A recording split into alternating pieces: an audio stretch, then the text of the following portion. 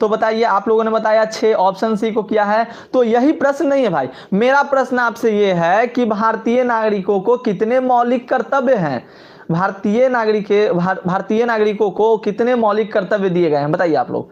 प्रश्न आपका यहां पे है, भारतीय नागरिकों को कितने मौलिक अधिकार प्राप्त हैं। आप लोगों ने बखूबी आंसर किया है ठीक से, लेकिन मौलिक कर्तव्य की बात की जा रही है। अब बताइए, मौलिक कर्तव्य आपको बताना होगा। वेरी गुड, बहुत अच्छे। मौलिक कर्तव्य हमारे 11 हैं। तो सबसे पहले प्रियांशु ठाकुर, दूसरे नंबर पर किरण देवी, तीसरे नंबर पर बदतमीज बॉय, अरे भाई बदतमीज बॉय भी सही आंसर दे दिए, और चौथे नंबर पे आपके कमलू कमल। तो याद रखिएगा 11 आपके मौलिक कर्तव्य हैं और मौलिक अधिकार आपके 6।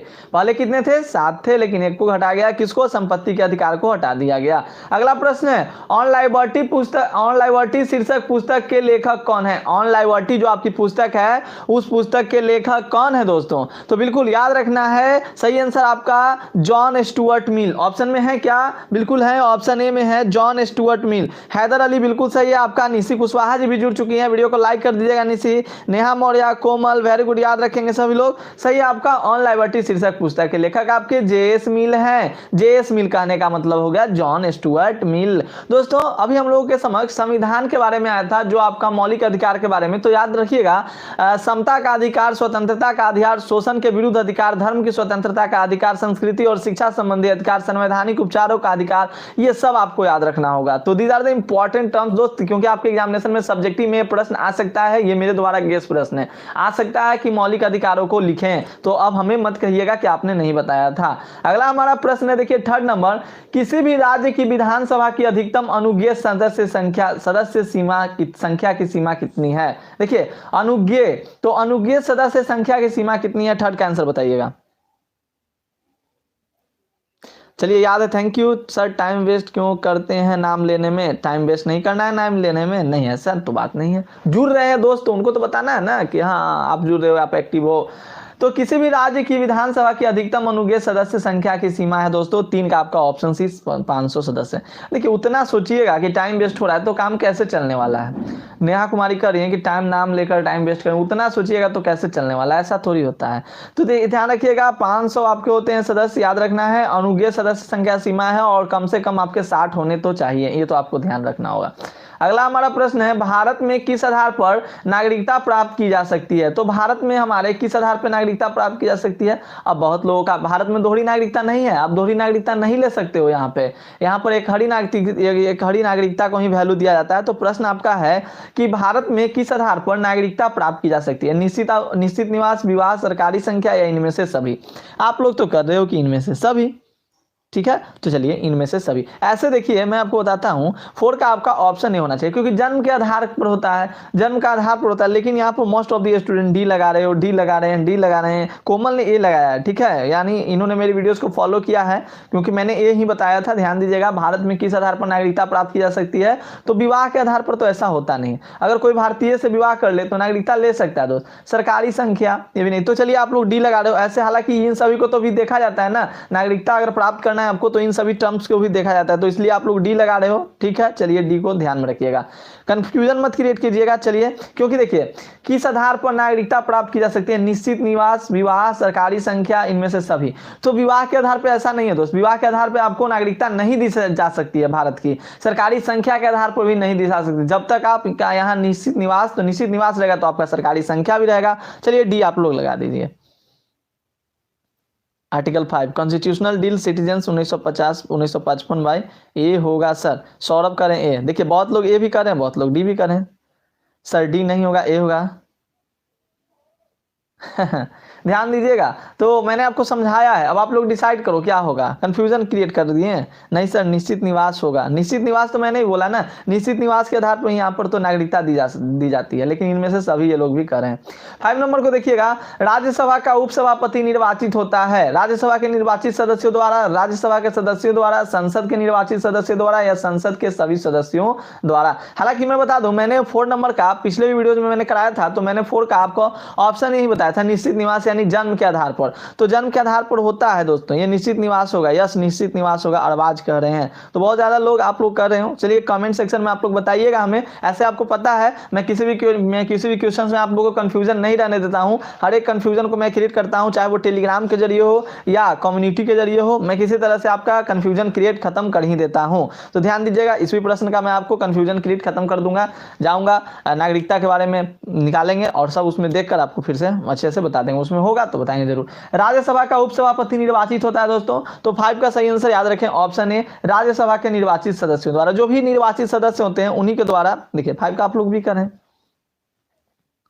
अब यहां पर भी 5 का बहुत लोग भी कर रहे हैं कि राज्यसभा के सदस्यों द्वारा, तो राज्यसभा के निर्वाचित सदस्यों द्वारा उपसभापति का निर्वाचन कैसे होता है, यहां पर सभापति नहीं भाई, उपसभापति है। देखिए सानवी कुशवाहा ने लिखा है कि वंश के आधार पर नागरिकता, कोई व्यक्ति इसका जन्म 26 जनवरी 1950 को या उसके बाद 10 दिसंबर 1992 से पूर्व भारत में हुआ, उसके जन्म उसके पिता भारत में नागरिक हो तो वो भारत नागरिक बन सकता है। वही ना बोले जन्म के आधार पर, जन्म के आधार पर इन्होंने बताया बिल्कुल, तो निश्चित निवास। तो यहाँ पर देखिए, यहाँ पर प्रश्न है राज्यसभा का उपसभापति निर्वाचित होता है, तो राज्यसभा के निर्वाचित उपसभापति को निर्वाचित करना है, तो जो निर्वाचित सदस्य होंगे वही ना उपसभापति का निर्वाचन करेंगे। समझ में आया आपको? तो ध्यान दीजिएगा, पॉलिटिकल साइंस में बहुत ज्यादा मिस्टेक हो रहा है जी, हिस्ट्री में तो आप लोग गर्दा कर देते हैं, हमें पता नहीं चलता, और पॉलिटिकल साइंस में तो आप लोग पीछे रह जा रहे हैं। 6 नंबर आपका है 73वें संविधान संशोधन के अनुसार 11वीं अनुसूचित में पंचायती राज संस्थाओं को कितने विषयों सौंपे गए हैं, आपको पता है? मैं जो टॉप 50 का ला रहा हूं ना, उसमें आपका ये प्रश्न मैं डाल दूंगा।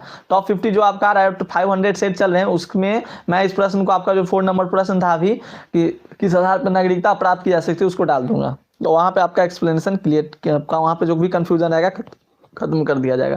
देखिएगा प्रश्न है 73वें संविधान संशोधन के अनुसार 11वीं अनुसूचित में पंचायती राज संस्थाओं को कितने विषय सौंपे गए हैं, तो 6 का आपका ऑप्शन डी 29। अनुरोध ने किया था सर्वप्रथम मनीषा कुमारी ने भी किया, विवेक कश्यप जी ने भी किया है कि 29 आपका सही जवाब हो जाएगा। बच्चों की संख्या इतनी कम क्यों है? लोगों को लग रहा है ना, डिमोटिवेट लोग हो गए हैं, लोगों को लग रहा है एग्जामिनेशन नहीं होगा। अरे ऐसा नहीं है, यहाँ बिहार बोर्ड तैयारी में लगी हुई है, एग्जामिनेशन का प्रैक्टिकल भी लिया जा रहा है बच्चों का, 10 तारीख से कल से प्रैक्टिकल की एग्जामिनेशन शुरू है, और आपको लग रहा है आप अभी सोए हुए हैं, आपको लग रहा है कि एग्जामिनेशन नहीं होगा, ऐसा नहीं है। एग्जाम और इलेक्शन के लिए कभी कोरोना नहीं है दोस्त, ध्यान दीजिएगा। 7 नंबर प्रश्न है आपका, इस एग्जाम और इलेक्शन से कोरोना डरता है। भारत के संविधान के किस अनुच्छेद के अधीन भारत के राष्ट्रपति पर महाभियोग चलाया जा सकता है? प्रश्न बहुत इंपॉर्टेंट है भाई, बार बार इस प्रश्न को आपने देखा होगा, प्रश्न को पूछा जा रहा है कि भारत के संविधान के किस अनुच्छेद के अधीन भारत के राष्ट्रपति पर महाभियोग चलाया जा सकता है, तो 7 का आपका ऑप्शन है अनुच्छेद 61। अनुच्छेद 61 आपके सही जवाब हो जाएंगे। अनुच्छेद 61 के आधार पर हमारे यहाँ राष्ट्रपति पर भी महाभियोग चलाया जा सकता है। ध्यान दीजिएगा, महाभियोग करने का मतलब पता है आप लोगों को ना, यानी कि वो कोई गलत निर्णय लेंगे, गलत काम करेंगे तो उन पे हम लोग चला सकते हैं। अगला हमारा प्रश्न रहेगा, देखिएगा 8 नंबर दोस्तों, कहता है निम्नलिखित में से संयुक्त राष्ट्र संघ के अंग नहीं है, महासभा, सुरक्षा परिषद, अंतर्राष्ट्रीय न्यायालय या यूनिसेफ।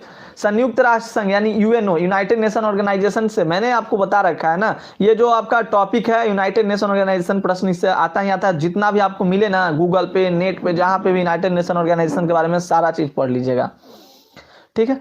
तो प्रश्न आपका निम्नलिखित में से कौन संयुक्त राष्ट्र संघ के अंग नहीं है, तो 8 का आपका सही आंसर ऑप्शन डी हो जाएगा, यूनिसेफ।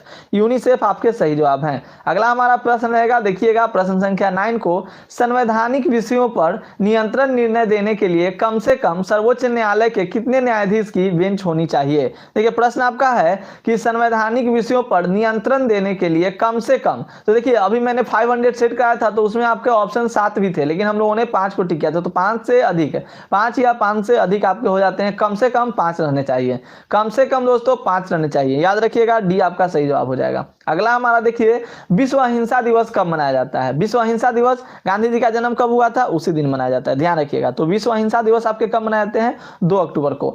आप यूनाइटेड नेशन के बारे में जो भी पूछे सारे टर्म्स को याद रखिए। यूएन का प्रधान महासचिव होता है, वर्तमान में महासचिव एंटोनियो गुटरेस हैं। सुरक्षा परिषद के कुल 15 सदस्य देश हैं, 5 अस्थायी हैं, 10 अस्थायी हैं। यूएनओ के कार्यपालिका को सुरक्षा परिषद कहा जाता है, व्यवस्थापिका को महासभा कहते हैं। अंतर्राष्ट्रीय न्यायालय इंटरनेशनल कोर्ट जो ऑफ जस्टिस इसे भी कहा जाता है, सुरक्षा परिषद, महासभा, ये सब इसके अंग हैं, जो भी आपको याद रहे ना इसके बारे में याद करते चलिएगा। अगला हमारा प्रश्न रहेगा 11 नंबर, भारतीय संविधान में समवर्ती सूची की प्रेरणा कहां से है? तो समवर्ती सूची याद है सभी को, ऑस्ट्रेलिया से लिया गया। समवर्ती सूची कहां से ली गई है? ऑस्ट्रेलिया से ली गई है मित्रों। समवर्ती सूची के बारे में अगर बात आई है तो आप ऑस्ट्रेलिया को टिक आउट कर दीजिएगा। क्लियर? समवर्ती सूची कहां से ली गई भारतीय संविधान में? तो ऑस्ट्रेलिया। हाँ चलिए पुर्तगाल के हैं। अगला हमारा देखिए 12 नंबर, अवशिष्ट विषयों पर कानून बनाने का अधिकार है तो किसके पास है? अवशिष्ट जो विषय होते हैं उस पर कानून बनाने का अधिकार किसके पास है? राज्यों के पास, केंद्र एवं राज्यों के पास, केंद्र के पास, या किसी के पास नहीं। सर लाइव क्लासेस की नोटिफिकेशन है, मैंने बोला ना नोटिफिकेशन नहीं जाएगा, इसीलिए तो कहता हूं कहीं ना कहीं आप हमसे जुड़ कर रहिए। और मैंने तो इस वीडियो को व्हाट्सएप पे शेयर भी नहीं किया, ग्रुप में आप लोग ज़्यादा शेयर कर दीजिएगा व्हाट्सएप ग्रुप में, क्योंकि मैंने शेयर भी नहीं किया, मुझे याद भी नहीं रहा, क्योंकि नोटिफिकेशन नहीं जाने वाला है सबके पास। और इसीलिए बच्चे बहुत कम जुड़े हुए हैं, क्योंकि 3 वीडियो से ज़्यादा डालिएगा नोटिफिकेशन नहीं आता है। आज मैंने 3 वीडियो ऑलरेडी करा दिया, चौथा हम लोग का चल रहा है, फिर 5वां रात में होने वाला है ज्योग्राफी का, छठा दूसरे चैनल पे लूंगा ताकि नोटिफिकेशन सभी को चला जाए। तो अवशिष्ट विषयों पर कानून बनाने का अधिकार आपका सही आंसर अब 12 का हो जाएगा, ऑप्शन सी केंद्र के पास। अगला हमारा प्रश्न रहेगा 13 नंबर, कानून का समान संरक्षण शब्दावली कहां से लिया गया है? देखिए समान संरक्षण शब्दावली कहां से लिया गया दोस्तों? तो बिल्कुल बहुत अच्छा, गजब, नाइस परफॉर्मेंस दोस्त, आप लोगों ने अमेरिका कर डाला है। तो America is the right answer. कानून का समान संरक्षण शब्दावली कहां से लिया गया? अमेरिका से। जिस तरह से आपका हिस्ट्री की तैयारी है ना, आज बहुत ज्यादा मेरा दिल खुश हुआ जब मैं आज दोपहर में 65 आपके एमसीक्यू कराया हिस्ट्री का, और वहां पे जितने स्टूडेंट थे किसी ने ऐसा जवाब नहीं दिया कि मेरा 65 से कम सही हुआ है। जितने लोग जुड़े हुए थे हर लोगों का 65 में 65 सही हुआ था। तो यही चीज हम लोग को पॉलिटी में भी चाहिए, पॉलिटी में भी आपको कम से कम हर एक प्रश्नों का सही जवाब करना होगा। ज्योति Chauhan, Prem Kumar, IPS lover, princess परी, आरएस चैनल, अनुरोय, निशी कुशवाहा, विकास बाबू। हाँ अगला हमारा, कानून का समान संरक्षण शब्दावली कहां से लिया गया है? तो 13 का आपका सही आंसर अमेरिका आप लोगों ने कर डाला है। अगला हमारा प्रश्न है देखिए 14 नंबर, प्रथम गुटनिरपेक्ष सम्मेलन के अध्यक्ष कौन थे? तो प्रथम गुटनिरपेक्ष सम्मेलन, गुटनी सर वो क्लास में ज्वाइन नहीं कर पाया, अभी देखा तो पूरा सही हुआ। चलिए अरबाज हुसैन सही हुआ था ना, मैंने बोला ना 65 में 65 लोगों ने सही किया था, मुझे तो मजा आ गया था। तो यहाँ प्रथम गुटनिरपेक्ष सम्मेलन के अध्यक्ष कौन थे? तो प्रथम जो हुआ था बेलग्रेड में 1961 में, तो अध्यक्ष कौन बने थे इसके? जवाहरलाल नेहरू। बिल्कुल ऑप्शन सी, ऑप्शन ए ना, आप लोग ऑप्शन सी कर रहे हैं।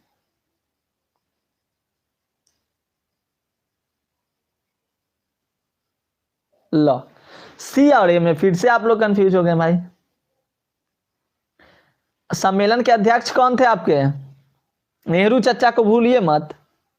चलिए थैंक यू कोमल, आपने शेयर कर दिया, भूलिए मत, भूल जा रहे हो आप लोग, इसीलिए तो कहता हूं सर जल्दी जल्दी।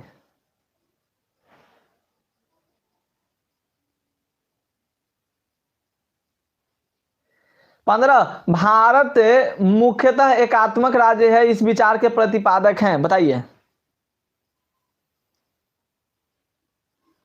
भारत मुख्यतः एकात्मक राज्य है, इस विचार के प्रतिपादक हैं, बिल्कुल दोस्तों मॉरिस जोन्स। मॉरिस जोन्स वाले बिल्कुल सही हैं, वेरी गुड, मॉरिस जोन्स आपका सही जवाब हो जाएगा। इसी तरह से आप लोग कमेंट करते चलिए, वीडियो को शेयर कर दीजिए, और जो लोग नहीं जुड़ पाए हैं जरूर से जरूर जुड़ने का प्रयास करेंगे आप लोग।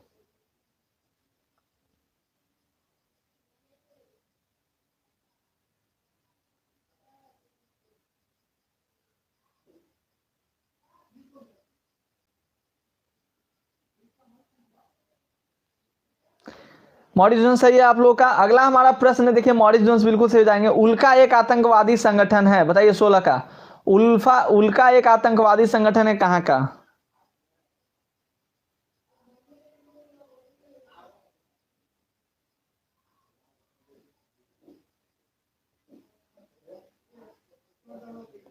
अरे मेरा नहीं चल रहा है जी यहाँ, तो आप लोग के कमेंट्स भी नहीं आ रहे, रुकिए 1 मिनट, इसको सही कर लेता हूँ। हाँ आने लगा।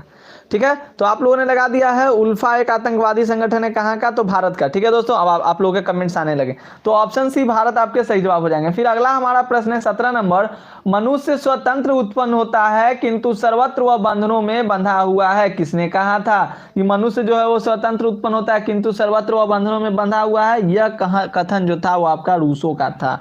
तो रूसो के बारे में याद रखिएगा। विशाल कुशवाहा, मोतिहारी जिला, आपका नाम ले रहे हैं, नाम लेने में क्या। भारत के प्रधानमंत्री नियुक्ति होती है, निर्वाचित होती है, मनोनीत होते हैं, इनमें से कोई नहीं। बिहार के मुख्यमंत्री नियुक्ति किए जाते हैं, प्रधानमंत्री नियुक्ति होती है। तो याद रखिएगा ऑप्शन ए आपके सही जवाब हो जाएंगे। क्लियर, कंफ्यूजन नहीं रखना है। अगला हमारा प्रश्न है 19 नंबर, दक्षेस का मुख्यालय कहाँ स्थित है दोस्तों? तो दक्षेस का मुख्यालय आपका ऑप्शन डी काठमांडू में। काठमांडू याद रखिएगा, ठीक है, काठमांडू इधर राइट आंसर। अगला हमारा प्रश्न है, देखिए, बलवंत राय मेहता समिति प्रतिवेदन में पंचायती राज संस्थाओं को कितने स्तर पर करने का सुझाव दिया गया था? 3 स्तर पर करने का सुझाव दिया गया था। ऑप्शन सी आपके सही जवाब हो जाएंगे। फिर है, किसने द्विराष्ट्र सिद्धांत का प्रतिपादन किया? तो मोहम्मद अली जिन्ना, याद रखिएगा ऑप्शन सी आपके सही जवाब हैं। जिन्ना ने द्विराष्ट्र सिद्धांत का प्रतिपादन किया था। नेक्स्ट क्वेश्चन हमारा है, कहता है कि संविधान निर्मात्री सभा में उद्देश्य प्रस्ताव किसके द्वारा प्रस्तुत किया गया? तो जवाहरलाल नेहरू ने उद्देश्य प्रस्ताव शुरू किया था। फिर अगला प्रश्न है, साफ्टा समझौते पर किस वर्ष हस्ताक्षर हुए दोस्तों? साफ्टा समझौता पर किस वर्ष हस्ताक्षर हुआ था? 2004 में, 2006 में, 2007 में, 2008 में? तो 23 का आपका सही आंसर ऑप्शन है 2004 में साफ्टा समझौते पर हस्ताक्षर हुए थे। 2004 में ही ना? हाँ 2004 में, याद रखिएगा। आप प्रिंसेस परी जी, इनका डीपी जो है ना वो थोड़ा पीला में तो अट्रैक्ट हो जाते हैं नहीं ऐसा नहीं है, हाँ बोला जाता है वेवलेंथ जिस कलर का, आपने क्लास 10 में पढ़ा होगा ना वेवलेंथ के बारे में, तो जिस कलर का वेवलेंथ ज्यादा है तो उस पर तो आदमी अट्रैक्ट होता ही है, ये तो बात है ही है। अभी देखिए ए से है अमन कुमार अमन, इनका भी डीपी उसी तरह का है, तो अट्रैक्शन होती है ऐसे। नेहा मौर्य वेरी गुड, प्रीतम राज, आदित्य, नीरज अनुरोय वेरी गुड, याद रखिए। तो साफ्टा समझौते पर किस वर्ष हस्ताक्षर हुआ? 2004 में। अगला हमारा प्रश्न है, विधान परिषद का सदस्य निर्वाचित होने के लिए न्यूनतम आयु क्या है? सबसे कम आयु बता दिए भाई, विधान परिषद, विधानसभा सबके बारे में बताए हुए हैं आपको। तो असेंबली काउंसिल में अंतर होता है, थोड़ा ध्यान दीजिएगा। तो विधान परिषद का सदस्य निर्वाचित होने के लिए न्यूनतम आयु क्या है? क्या न्यूनतम आयु है? 24 का आप लोगों ने डी किया है, 30 वर्ष, ठीक है। तो 24 का आप लोगों ने डी किया दोस्तों, तो मैं भी डी को चलता हूं। और विधानसभा के लिए 25 वर्ष, विधान परिषद के लिए 30 वर्ष और विधानसभा के लिए 25 वर्ष। अगला हमारा प्रश्न है कि संयुक्त राष्ट्र संघ के प्रथम एशियाई महासचिव कौन थे? तो प्रथम एशियाई महासचिव यूथान, यूथान का नाम आप लोग याद रखिएगा। फिर अगला हमारा प्रश्न देखिए, भारत में वयस्क मताधिकार प्राप्त करने के लिए न्यूनतम आयु क्या है? तो न्यूनतम आयु आपका 18 वर्ष है, वयस्क मताधिकार करने के लिए न्यूनतम आयु आपके 18 वर्ष है। फिर अगला हमारा प्रश्न है, निम्नलिखित में से कौन एक न्याय का प्रकार है? न्याय का प्रकार कौन है दोस्तों? कानूनी न्याय, राजनीतिक न्याय, आर्थिक न्याय या इनमें से सभी? तो न्याय तो सब होते हैं, कानूनी न्याय भी होते हैं, राजनीतिक न्याय भी होते हैं और आर्थिक रूप से भी न्याय आपका किया जाता है। तो ऑप्शन डी को आप लोग टिक कर दीजिए, इनमें से सभी। अगला हमारा प्रश्न है कि भारत के राष्ट्रपति की स्थिति तुलनात्मक दृष्टि से निम्नलिखित में से किसके समान है? तो ऑप्शन है अमेरिकी राष्ट्रपति, कनाडा के गवर्नर जनरल, ब्रिटिश महारानी, पूर्व सोवियत संघ के राष्ट्रपति। तो ब्रिटिश महारानी के समक्ष है। कर रहे हैं आप लोग? मनीषा चली वेरी गुड, साक्षी कुमारी, अरवाज अनु, माही क्वीन। तो याद रखिएगा सही आंसर आपका ब्रिटिश महारानी। अगला हमारा प्रश्न देखिए 29 नंबर, भारतीय नागरिकता अधिनियम कब पारित किया गया? तो भारतीय नागरिकता अधिनियम पारित किया गया जिसमें आपको बताया भी गया था कि भारत में एक हरी नागरिकता है, दो द्विनागरिकता का नहीं है इसमें सिद्धांत। तो 29 का आपका सही आंसर आपका हो जाएगा दोस्तों, ऑप्शन सी आप लोगों ने कर रखा है 1955। तो 1955 आपके सही जवाब, 29 के सी। याद है आप लोगों को, मोस्ट ऑफ द क्वेश्चन याद है, ध्यान रखिएगा। फिर अगला हमारा प्रश्न है, संविधान निर्मात्री सभा के प्रारूप समिति के अध्यक्ष कौन चुने गए? संविधान निर्मात्री सभा के प्रारूप समिति के अध्यक्ष कौन चुने गए थे? तो याद रखिएगा संविधान निर्मात्री सभा के प्रारूप समिति के अध्यक्ष आपके चुने गए थे BN राव। ऑप्शन सी आपके सही जवाब हो जाएंगे, BN राव को चुना गया था। अगला हमारा प्रश्न देखिएगा, कहां गया जी गलत बोल के निकल जा रहे थे, नहीं हम सोच रहे BN राव, क्या मैंने बोल दिया। सही आंसर आपका भीमराव अंबेडकर होगा ना। प्रारूप समिति के अध्यक्ष कौन चुने गए थे? भीमराव अंबेडकर। अगला हमारा प्रश्न है संघात्मक ढांचे के लिए अपरिहार्य लक्षण है। तो संघात्मक ढांचे के लिए आपका अपरिहार्य लक्षण कौन सा है दोस्तों? याद रखिए ऑप्शन डी आपके सही जवाब हो जाएंगे इनमें से सभी। संविधान की सर्वोच्चता, स्वतंत्र न्यायपालिका, शक्तियों का विभाजन। तो 31 का आपका ऑप्शन सी डी ही सही जवाब हो जाएगा। अगला देखिए प्रश्न है भारत और पाकिस्तान के बीच कारगिल युद्ध कब हुआ था? तो भारत और पाकिस्तान के बीच कारगिल युद्ध आपको पता है 1999 ईस्वी में कारगिल युद्ध हुआ था। हेलो सर, नेम लीजिए प्लीज सर। प्रीतम राज। भारत और पाकिस्तान के बीच कारगिल युद्ध कब हुआ था? 1999 ईस्वी में। यह भी प्रश्न आपके लिए अच्छा खासा प्रश्न है। संविधान के 42वां संशोधन कब पारित किया गया? संविधान के 42वां संशोधन को कब पारित किया था? 71, 76, 63, 64 बताइए।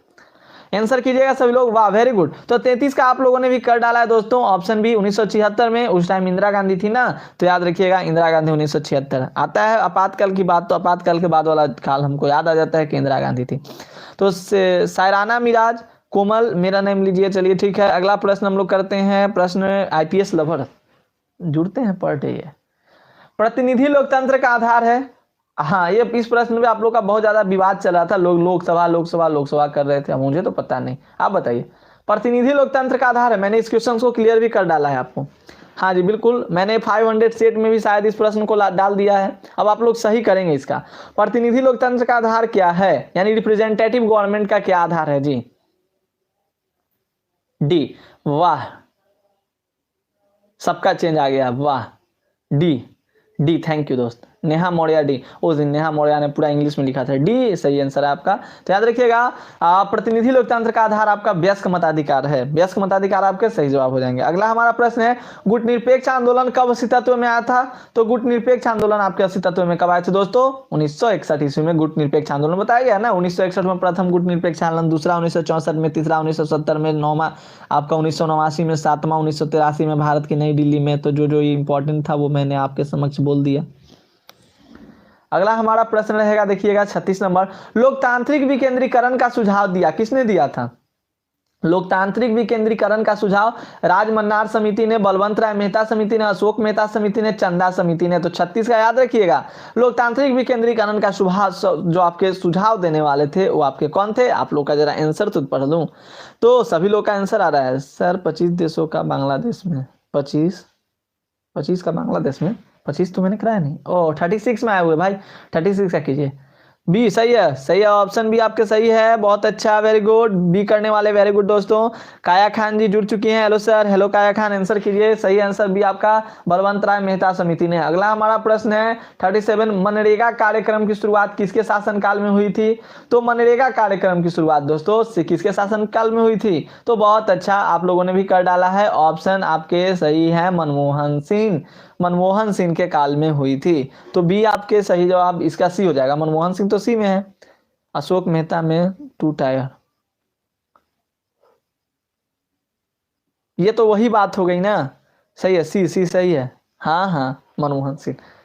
अगला हमारा प्रश्न है 38। यूरोपीय संघ की स्थापना कब हुई थी? यूरोपीय संघ की स्थापना कब हुई थी? ऑप्शन है 57, 92, 2005, 2006। तो पता है यूरोपीय संघ और यूरोपीय आर्थिक समुदाय में मैंने आपको अंतर भी समझा रखा है, अच्छे से बताया भाई। अब बार बार एक ही बात को क्या बताना है। तो यूरोपीय संघ की स्थापना 1992, यूरोपीय आर्थिक समुदाय की स्थापना कहे तो 1957। इसी में कंफ्यूजन आपका होता है। यूरोपीय आर्थिक समुदाय कहे, देखिए ये लोग बहुत लोग ए लगा रहे हैं, मोस्ट ऑफ द स्टूडेंट यहाँ पर ए लगा रहे हैं भाई। यूरोपीय संघ जब पूछ रहा है दोस्त, तो यूरोपीय संघ की स्थापना आपका 1992 ना। अरे यूरोपीय आर्थिक समुदाय की स्थापना 1957 हुआ था। अभी से कमेंट को चेंज कीजिए। देखिए अनुरोय ने भी ये लगा दिया। अनुरोय अभी भी आप कंफ्यूजन में हो, कैसे? यूरोपीय संघ की स्थापना 1992 और यूरोपीय आर्थिक समुदाय की स्थापना 1957। तो आर्थिक समुदाय थोड़ी है प्रश्न में, यूरोपीय संघ बोल रहा है। अभी भी आप लोग ये लिख रहे हो। भी लिखिए सभी लोग का भी होना चाहिए, तो भी लिखिए है, भी आना चाहिए। चलिए ठीक है। 39 नंबर। मुख्य चुनाव आयुक्त तथा अन्य चुनाव आयुक्तों की नियुक्ति किसके द्वारा की जाती है? तो प्रश्न इंपॉर्टेंट है, मुख्य चुनाव आयुक्त की नियुक्ति किसके द्वारा की जाती है? तो याद रखिएगा मुख्य चुनाव आयुक्त की नियुक्तिकर्ता आपके कौन होते हैं? तो ऑप्शन है राष्ट्रपति ने नियुक्ति करते हैं। मुख्यमंत्री की नियुक्ति कौन करता है? राज्यपाल। प्रश्न है आपका निम्न में से किसने खुले द्वार की नीति अपनाई? तो खुले द्वार की नीति अपनाने वाले कौन थे आपके? तो सही आंसर आपका हो जाएगा दोस्तों, याद रखिए 40 का ऑप्शन ए। चीन ने खुले द्वार की नीति को अपनाई थी? ऑप्शंस मुझे भी देखने पड़ते हैं, थोड़ा सा नहीं देखूंगा तो कैसे पता चलेगा। विश्व महिला दिवस कब मनाया जाता है? 10 दिसंबर, 8 मार्च, 1 दिसंबर, 2 अक्टूबर। तो विश्व महिला दिवस आपके मनाए जाते हैं 10 दिसंबर को, नहीं 8 मार्च को। 8 मार्च आपके सही जवाब। 8 मार्च वाले जो भी स्टूडेंट्स हैं, जो भी लोग 8 मार्च कर रहे हो, बिल्कुल आप लोग का सही है। विश्व महिला दिवस कब मनाया जाता है? 8 मार्च को। नोटिफिकेशन तो किसी के पास गया नहीं होगा, तो बच्चे कैसे आएंगे, जुड़ेंगे कैसे? आप लोग नोटिफिकेशन भेज दीजिए। 42 नंबर है, लोक लेखा समिति के में होते हैं केवल लोकसभा के सदस्य, केवल राज्यसभा के सदस्य, केवल सदस्य लोकसभा, 15 सदस्य लोकसभा के और 7 सदस्य राज्यसभा के। तो याद रखिएगा, लोक लेखा समिति में आपके टोटल 15 7 21 होते हैं, जिसमें आपके 15 जो सदस्य होते हैं वो लोकसभा के होते हैं, और जो आपके 7 जो सदस्य होते हैं वो आपके राज्यसभा के होते हैं। तो 42 का ऑप्शन सी आपका हो जाएगा, 15 सदस्य लोकसभा के, 7 सदस्य राज्यसभा के। क्लियर? अगला हमारा, निम्नलिखित में से कौन एक राज्य का नहीं है? देखिए इसमें भी आप लोगों ने बहुत ज्यादा कंफ्यूजन क्रिएट किया था। तो निम्नलिखित में से कौन एक राज्य का नहीं है? मेरा काम है आप लोग के कंफ्यूजन को दूर करना। तो धीरे धीरे सारे प्रश्नों का डॉट जो आप लोगों में चल रहा था ना, वो सारे प्रश्न अब खत्म हो रहे हैं।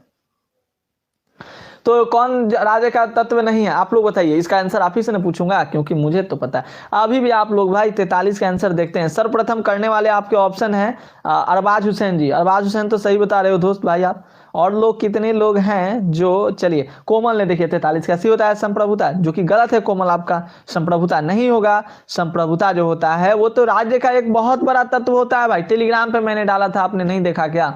संप्रभुता तो राज्य का एक बहुत बड़ा तत्व होता है। बिना संप्रभुता के किसी राज्य की कल्पना की ही नहीं जा सकती है। तो कैसे होगा संप्रभुता? संप्रभुता बिल्कुल नहीं होगा। सही आंसर आपका ऑप्शन डी है। राजनीतिक दल जो होता है वो किसी राज्य का नहीं होता है। किसी एक राज्य का राजनीतिक दल नहीं होता है, ध्यान रखिएगा। भूभाग जो होता है वो राज्य का होता है। जनसंख्या भी किसी राज्य का हो सकता है। संप्रभुता, बिना संप्रभुता के राज्य की कल्पना कर ही नहीं सकते हो आप। सोवर्जिनिटी नहीं रहेगी तो राज्य कैसे चलेगा? आप ही बताइए हमें। तो सही आंसर आपका हो जाएगा ऑप्शन डी, राजनीतिक दल।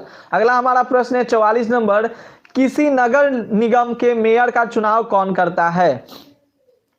नगर निगम के मेयर का चुनाव कौन करता है? वार्ड काउंसलर, स्थायी समिति, जनता, या इनमें से कोई नहीं? तो नगर निगम के मेयर का चुनाव अब आप लोगों को बताना होगा। तो नगर निगम का मेयर का चुनाव कौन करता है? नगर निगम में चुनाव होते हैं ना, नगर निगम में बिल्कुल चुनाव होता है। जनता करता है भाई। सही आंसर जनता हो जाएगा। नगर निगम में चुनाव होता नहीं है। नगर निगम, आप लोग बहुत लोग नगर निगम से बिलोंग करते होंगे। किसकी सिफारिश पर महासभा महासचिव की नियुक्ति करता है? महासभा महासचिव की नियुक्ति किसकी सिफारिश पर करता है? अरबाज हुसैन का भी बहुत ज्यादा आंसर सही आता है। बहुत अच्छा, वेरी गुड। तो यहां पर अरबाज हुसैन ने, चलिए किसकी सिफारिश पर महासभा महासचिव की नियुक्ति करता है? सुरक्षा परिषद, आर्थिक व सामाजिक परिषद, अंतर्राष्ट्रीय न्यायालय, या न्यायिक परिषद?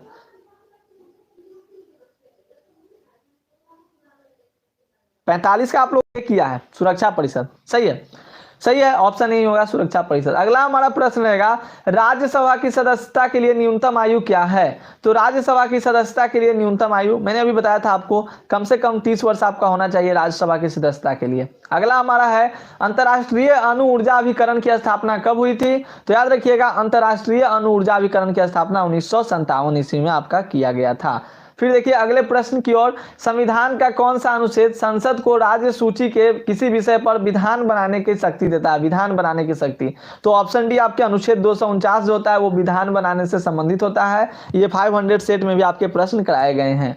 अगला प्रश्न है हमारा, दक्षेस का पहला सम्मेलन किस देश में हुआ था? तो दक्षेस का जो आपका पहला सम्मेलन हुआ था दोस्तों, ये भी आपको याद रखना होगा, बांग्लादेश में किया गया था। अगला हमारा है, देखिए समवर्ती सूची में कितने विषय हैं? तो अभी ये आपको पता होना चाहिए, समवर्ती सूची में ऑप्शन तो है नहीं, यानी 47 को टिक करेंगे आप लोग। ऐसे समवर्ती सूची में अब 52 सूची विषयों को जोड़ दिया गया है। अगर आप पूछा जाए तो अब 52 लगाइएगा।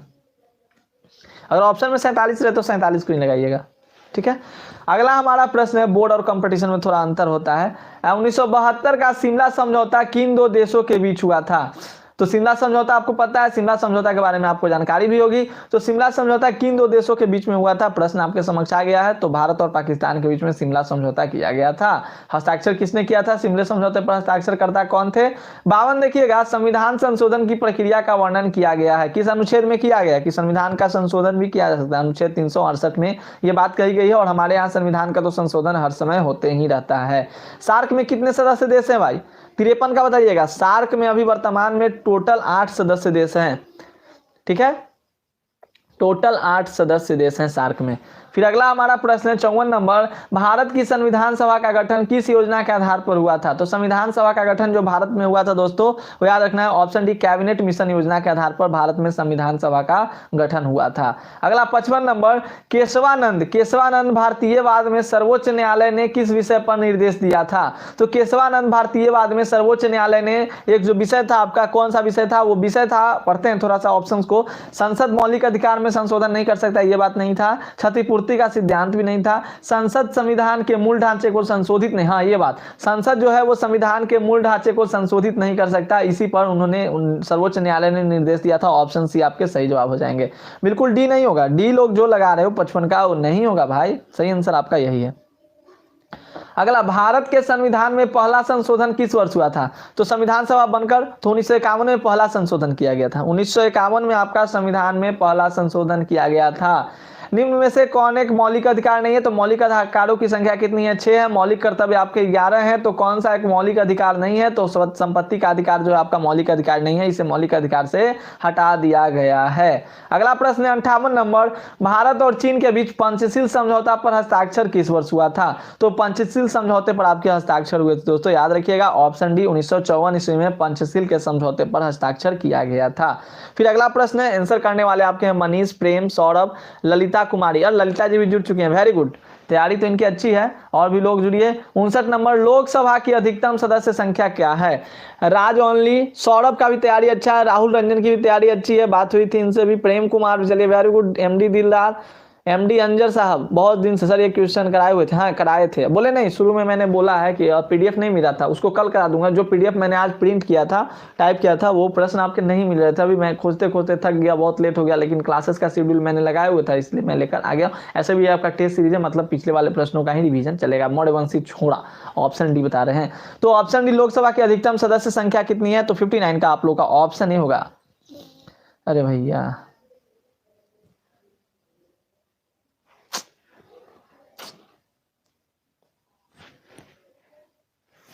आ, 59 का ये होगा? नहीं जी, नहीं जी, आपका 552 होना चाहिए था।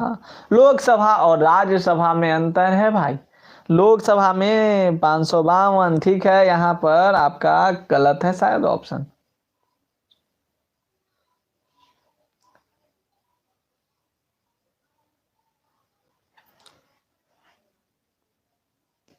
अरविंद यादव, चलिए ठीक है, याद रखिए। अगला, जनता दल यूनाइटेड किस राज्य का एक राजनीतिक दल है? बताइएगा, जनता दल यूनाइटेड किस राज्य का राजनीतिक दल है? राजनीतिक दल कभी एक राज्य का नहीं होता, लेकिन हमारे किस राज्य में सक्रिय है, ये प्रश्न आपका है। सही आंसर है बिल्कुल सर, कितना क्वेश्चन होगा पूरा, जितना देर आप लोग करते रहिए, करवाने के लिए रेडी है भाई। जनता दल यूनाइटेड किस राज्य का एक राजनीतिक दल है? तो सही आंसर आपका ऑप्शन डी हो जाएगा, बिहार का। फिर अगला प्रश्न देखिए कि भारतीय राष्ट्रीय कांग्रेस की पहली महिला अध्यक्ष कौन थी? Annie Besant. अगला प्रश्न देखिए, राष्ट्रीय विकास परिषद की स्थापना कब हुई थी? तो राष्ट्रीय विकास परिषद की स्थापना आपका 6 अगस्त 1952 को किया गया था, राष्ट्रीय विकास परिषद की स्थापना। अगला प्रश्न है, एम एस स्वामीनाथन का संबंध किससे है? तो दोस्तों एम एस स्वामीनाथन का संबंध, आपके 100 प्रश्न कराकर छोड़ दूंगा, तो एम एस स्वामीनाथन का संबंध आपका है हरित क्रांति से, याद रखना है। 64 का आपका डी हो जाएगा, हरित क्रांति से एम एस स्वामीनाथन का संबंध है। फिर 65 नंबर है, भारत ने पहला सफल परमाणु परीक्षण कब किया था?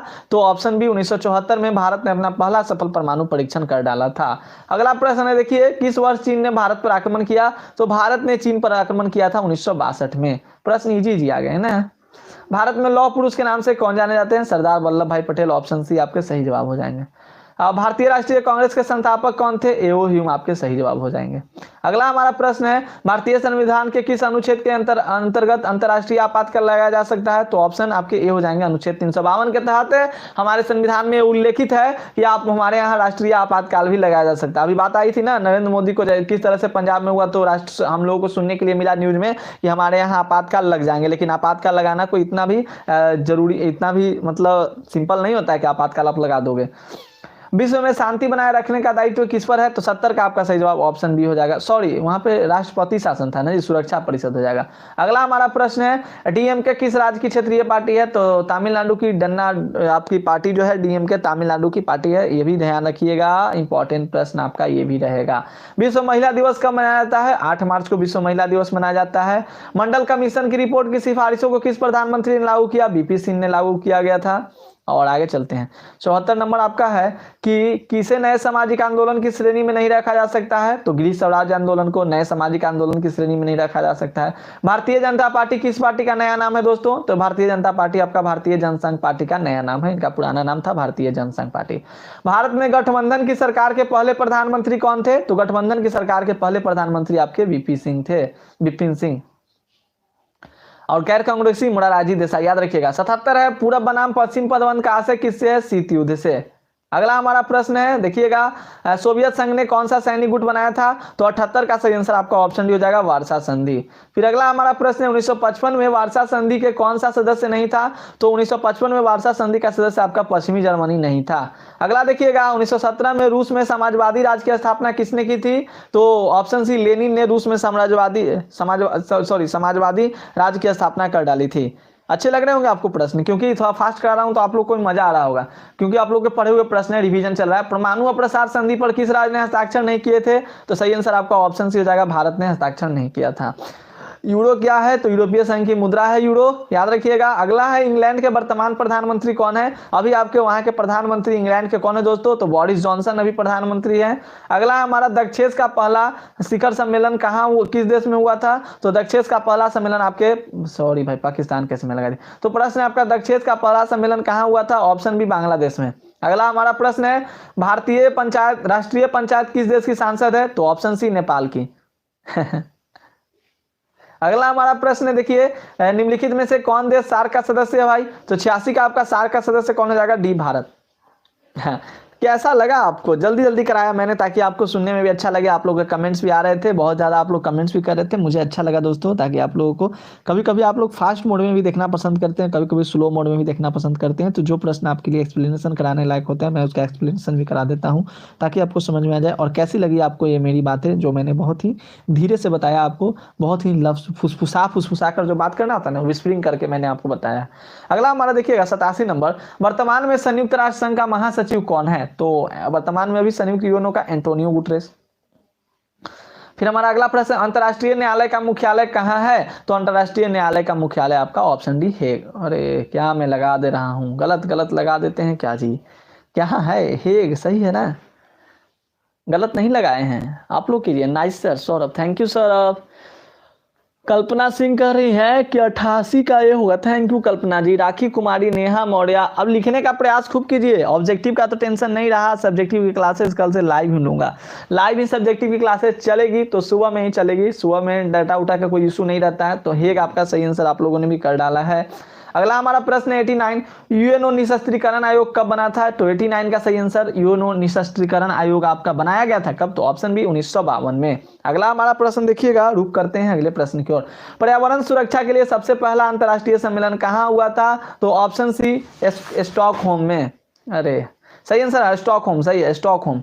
रियो डी जेनेरियो भी कभी कभी बता देता हूँ गुस्से में आकर, नहीं कभी हो जाती है मिस्टेक, हो जाती है। जाज ओनली, राहुल रंजन, बहुत फास्ट कर दिया ना जी, गुस्सा आ गए लोग, इतना फास्ट नहीं कीजिए। ओह माय गॉड,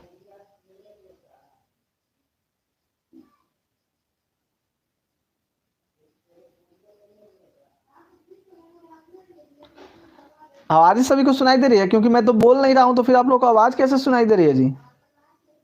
जब मैंने कुछ बोला ही नहीं तो आप लोग कैसे समझ रहे हो? सर फास्ट करो, सर फास्ट करो, सर फास्ट करो। अरे वाह, थैंक यू, आप लोग सभी चीज को सपोर्ट कर देते हो। 1992 में किस शहर में पृथ्वी सम्मेलन हुआ था? तो सही आंसर आपका 91 का हो जाएगा, option B. Option B Rio de Janeiro. Exam के दिन, एग्जाम के 2 दिन पहले ना इतना फास्ट कराऊंगा ना सारे प्रश्नों का, एक घंटा में 500 प्रश्नों का रिवीजन आपका होगा। निम्नलिखित में से किस देश ने, सब सारे प्रश्नों का रिवीजन होगा एग्जाम के 2-4 दिन पहले ना, सारे प्रश्नों का रिवीजन चलेगा, और वो भी एकदम फास्ट में, कोई एक्सप्लेनेशन नहीं, केवल ऑप्शन को टिक लगाते चलिए, ऑप्शन को टिक लगाते चलिए, ऑप्शन को टिक लगाते चलिए, ताकि आप जब एग्जामिनेशन हॉल में एग्जाम एग्जाम देने जाए ना तो मेरी आवाज आप लोगों के कान तक गूंजनी चाहिए। जब भी आपके सामने प्रश्न आए कि निम्नलिखित में से किस देश ने खुले द्वार की नीति अपनाई, आपके समक्ष मेरा जो आवाज चल रहा है ना यही आपके कान में गूंजनी चाहिए। वो चीन बताए थे, चीन को भरो भाई, चीन को रंगो, चीन को रंगो, चीन को रंगो, ऑप्शन डी चीन को रंग दो। ऐसा होना चाहिए, ऐसा माहौल क्रिएट करना है, क्रिएट करूंगा भी, ऐसा माहौल क्रिएट बिल्कुल हो जाएगा। 93 है 1972 में भारत पाक के बीच हुए समझौते को क्या कहते हैं भाई, तो 93 का ऑप्शन है शिमला समझौता कहा जाता है। अगला हमारा प्रश्न है भारतीय अर्थव्यवस्था कैसी है, मिश्रित अर्थव्यवस्था है। फिर अगला प्रश्न अंतरराष्ट्रीय मुद्रा कोष का मुख्यालय कहां में है, तो इसका भी सही आंसर आप लोग कर दिए हो, option D Washington, option D Washington.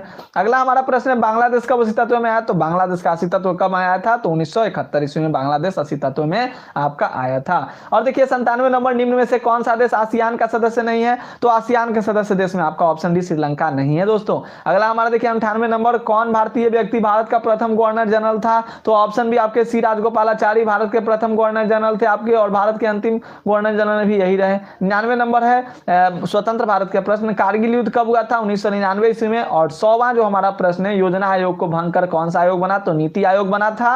और 101 नंबर प्रश्न है भारतीय जनता पार्टी की स्थापना कब हुई थी, तो भारतीय जनता पार्टी की स्थापना 1980 ईस्वी में। 102 नंबर प्रश्न है भारत में प्रथम आम चुनाव कब हुआ था, तो भारत में प्रथम आम चुनाव आपके 1952 ईस्वी में। अगला हमारा प्रश्न है भारत के प्रथम गृह मंत्री कौन थे, तो भारत के प्रथम गृह मंत्री आपके सरदार पटेल जी थे।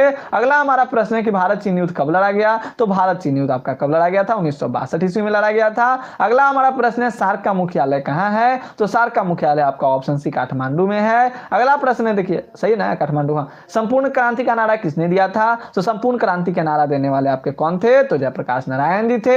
और अगला प्रश्न है भारत के प्रथम राष्ट्रपति कौन थे, तो भारत के प्रथम राष्ट्रपति आपके डॉक्टर राजेंद्र प्रसाद दोस्तों।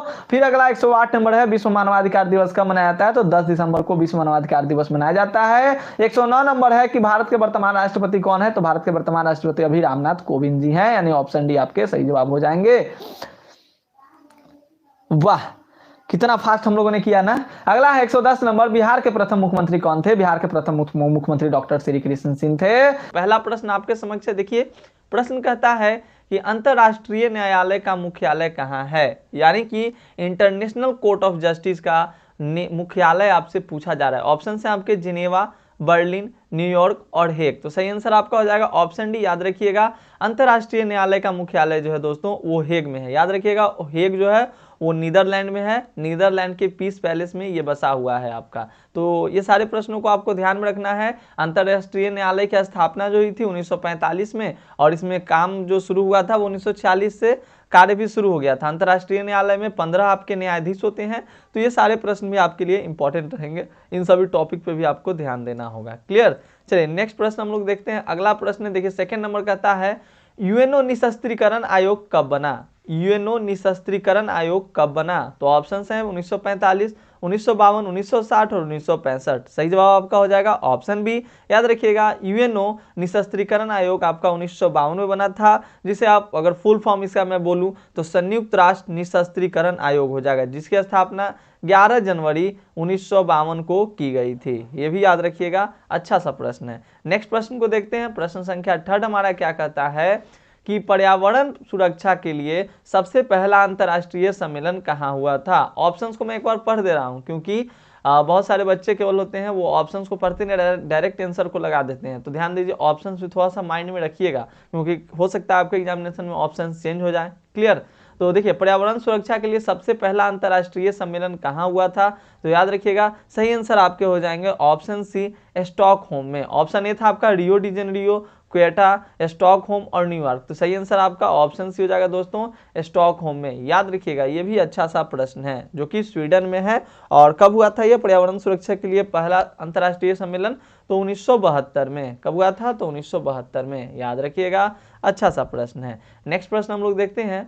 4 नंबर आपसे क्या कहता है प्रश्न, प्रश्न 4 कहता है कि 1992 में किस शहर में पृथ्वी सम्मेलन हुआ। देखिए पृथ्वी सम्मेलन की बात की जा रही है, तो पृथ्वी सम्मेलन 1992 में किस शहर में हुआ था। ऑप्शन से है क्वेटो, रियो डी जेनेरियो, लंदन या न्यूयॉर्क। तो सही जवाब आपके क्या हो जाएंगे, सही जवाब ऑप्शन बी हो जाएगा रियो डी जेनेरियो। और दोस्तों याद रखिएगा रियो डी जेनेरियो जो है वो किस देश में है, तो ब्राजील में। रियो डी जेनेरियो ब्राजील में। तो ऐसे ऐसे प्रश्न आपके एग्जामिनेशन में पूछे जा सकते हैं, तो आप इन प्रश्नों पे भी अपना खास ध्यान रखिएगा। प्रश्न बहुत इंपॉर्टेंट है भाई, फिर ये ना कहिए कि मैंने इन प्रश्नों को नहीं देखा था। चलिए 5 नंबर प्रश्न आपके समक्ष है। प्रश्न क्या कहता है देख लीजिए आप प्रश्न को भी। निम्नलिखित में से, चलिए कलर चेंज कर लेता हूँ, निम्नलिखित में से किस देश ने खुले द्वार की नीति अपनाई? ऑप्शंस हैं भारत, ब्रिटेन, पाक या चीन। तो सही जवाब खुले द्वार की नीति का संबंध किस देश से है? तो चीन से है। तो 5 का ऑप्शन डी चीन आपके सही जवाब हो जाएंगे। किस देश ने खुले द्वार की नीति अपनाई थी? चीन ने। और दोस्तों मैं आपको बता दूं, अगर आप चाहते हैं अपनी तैयारी में 4 चांद लगाना, यानी अपनी तैयारी को बूस्टअप करना चाहते हैं, तो आप गूगल पे सर्च कीजिए BA CBQs। क्या सर्च करना है? BA CBQs, जहां पे आपको हर एक सब्जेक्ट का आपको क्यूज देखने के लिए बोले तो ऑनलाइन टेस्ट आपको मिल जाता है, जहां से आप बिल्कुल फ्री में ऑनलाइन टेस्ट अटेम्प्ट कर पाएंगे और अपनी तैयारी में 4 चांद लगा सकते हैं। क्लियर? तो इसलिए आप लोग जरूर से जरूर विजिट करें, बहुत अच्छा है, आप लोग के लिए ही बनाया गया है। चलिए नेक्स्ट प्रश्न आप देखिएगा, 6 नंबर आपके समक्ष है कि 1972 में भारत पाकिस्तान के बीच हुए समझौते को क्या कहते हैं? तो जो 1972 में जो भारत और पाकिस्तान के बीच समझौता हुआ था उसको शिमला समझौता के नाम से जाना जाता है। एक बार 1972 में पाकिस्तान से लड़ाई हुआ, एक बार 1965 में भी लड़ाई हुआ है कि नहीं, तो याद रखिएगा। तो 1972 में भारत पाक के बीच हुए समझौते को क्या कहते हैं? तो शिमला समझौता के नाम से इसको जाना जाता है। प्रश्न आगे आपको देखने के लिए मिलेगा कि शिमला समझौते पर हस्ताक्षर जो हुआ था किसने किया था, ऐसे प्रश्न आपके एग्जामिनेशन में बनते हैं, तो उनको भी आपको देखने के लिए मिलेगा। देखिए 7 नंबर प्रश्न है, भारतीय अर्थव्यवस्था है कैसी है? पूंजीवाद, साम्यवाद, मिश्रित या इनमें से कोई नहीं। 8 नंबर देखिए, अंतर्राष्ट्रीय मुद्रा कोष का मुख्यालय कहाँ है? तो अंतर्राष्ट्रीय मुद्रा कोष की बात की जा रही है। तो मुद्रा कोष देखिए, अंतर्राष्ट्रीय न्यायालय, अंतर्राष्ट्रीय मुद्रा कोष, मुद्रा कोष मतलब जहाँ पे मुद्राओं का चलता है ये। तो अंतर्राष्ट्रीय मुद्रा कोष के बारे में जब आपसे बात की जाए तो ऑप्शन डी वाशिंगटन याद रखिएगा, यूएस, यूनाइटेड स्टेट वाशिंगटन, है ना जी। अगला प्रश्न देखिए 9 नंबर, अच्छा प्रश्न है भाई। बांग्लादेश कब अस्तित्व में आया था? तो बांग्लादेश आपका 1971 में इसकी जो हुई थी वो स्थापना हुई थी, अस्तित्व में आया था। हालांकि भारत ने इसके बहुत सहायता किया पाकिस्तान से अलग होने में बांग्लादेश का। आगे देखिएगा 10 नंबर प्रश्न है, निम्न में से कौन सा देश आसियान का सदस्य नहीं है? तो इंडोनेशिया, फिलीपींस, सिंगापुर, ये तीनों जो है आसियान के आपके सदस्य देश हैं। तो आसियान के सदस्य देश नहीं है, तो सही आंसर आपका कौन हो जाएगा? श्रीलंका। श्रीलंका जो है वो आसियान का सदस्य देश नहीं है। आसियान में कौन कौन से देश शामिल है, अगर आपको पता हो तो जरूर से जरूर लिखिए। 11 नंबर है, कौन भारतीय व्यक्ति भारत का प्रथम गवर्नर जनरल था? देखिए यहाँ पर प्रश्न पे गौर कीजिएगा, भारतीय व्यक्ति बोल रहा है, कौन भारतीय व्यक्ति आपसे बोल रहा है। तो कौन भारतीय व्यक्ति भारत का प्रथम गवर्नर जनरल था? सी राजगोपालाचारी। ये भारतीय भी थे और भारत के प्रथम गवर्नर जनरल यानी कि फर्स्ट गवर्नर जनरल ये आपके थे, तो याद रखिएगा। नेक्स्ट आप प्रश्न देखिएगा, प्रश्न संख्या 12 क्या कहता है मित्र, कि किस देश ने सुरक्षा परिषद के निषेधाधिकार का सर्वाधिक बार प्रयोग किया? निषेधाधिकार मतलब वेटो पावर का, तो वेटो पावर का सबसे ज्यादा बार प्रयोग रूस ने किया था, तो याद रखिएगा रूस आपके सही जवाब हो जाएंगे। मनाही करना, मना करना। 13 नंबर प्रश्न है, योजना आयोग को भंग करके कौन सा आयोग बना था? तो योजना आयोग को भंग करके आपका ऑप्शन देखिए, ऑप्शन है आपका नीति आयोग, वित्त आयोग, राज्य वित्त आयोग या कोई नहीं। सही जवाब आपके ऑप्शन से हो जाएंगे, नीति आयोग बना था।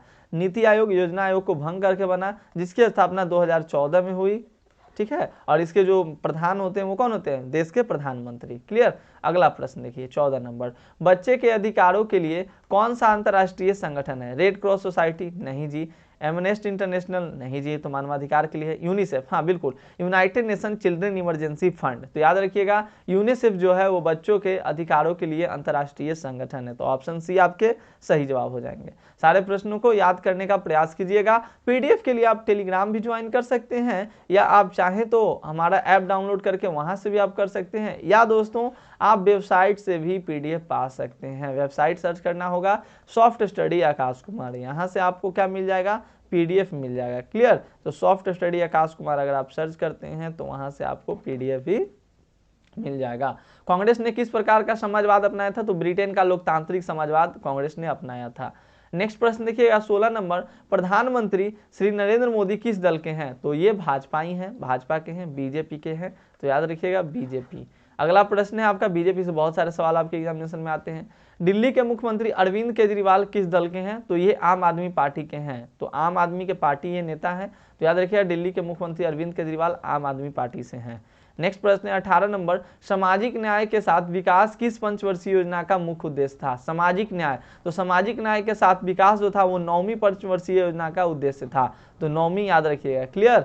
तो 9वीं पंचवर्षीय योजना। हो सकता है प्रीवियस ईयर में इस प्रश्न को पूछा गया है, मतलब हो सकता है नहीं, पूछा जा चुका है और उसमें आंसर आपको गलत देखने के लिए मिल सकता है, क्योंकि अभी तक मैंने देखा है जो भी क्वेश्चंस बैंक आपके बिहार के हैं ज़्यादातर उसमें गलत ही आंसर देखने के लिए मिल रहे हैं। तो नेक्स्ट ईयर नेक्स्ट सेशन में आप लोग के लिए टाइम तो नहीं हो पाएगा, नेक्स्ट सेशन में मेरा खुद का क्वेश्चन बैंक लॉन्च होने वाला है और मैंने पूरी तैयारी कर ली है। तो नेक्स्ट सेशन में 2000 नए सेशन जो आएंगे ना 2023 वाले सेशन, तो उनके लिए 23-24 का जो सेशन रहेगा उनके लिए क्वेश्चन बैंक मेरा खुद का मिल जाएगा, जो कि बिल्कुल 100% अच्छे आंसर के साथ क्वालिटी बेस्ड होगा। 19 नंबर है, योजना आयोग का गठन कब हुआ था? तो योजना आयोग का गठन जो हुआ था दोस्तों, अच्छा प्रश्न है जी, याद रखिएगा। प्लानिंग कमीशन का जो गठन हुआ था कब हुआ था? Very good very good, option A आपके 1950 में हुआ था और इसका नाम फिर बदल के नीति आयोग भी कर दिया गया।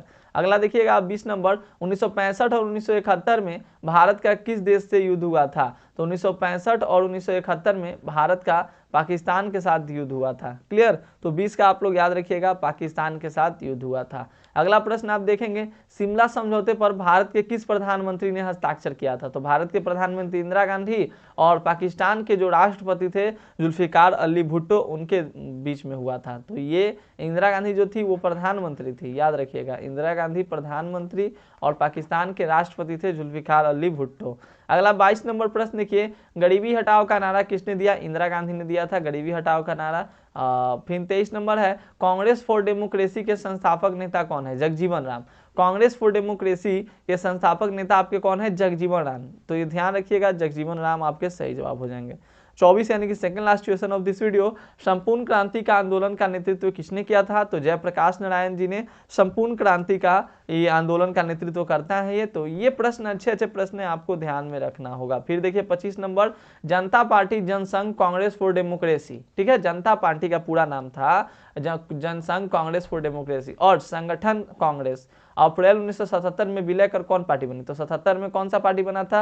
1977 में जनता पार्टी बना था। तो याद रखिएगा, ऑप्शन ए आपके सही जवाब हो जाएंगे।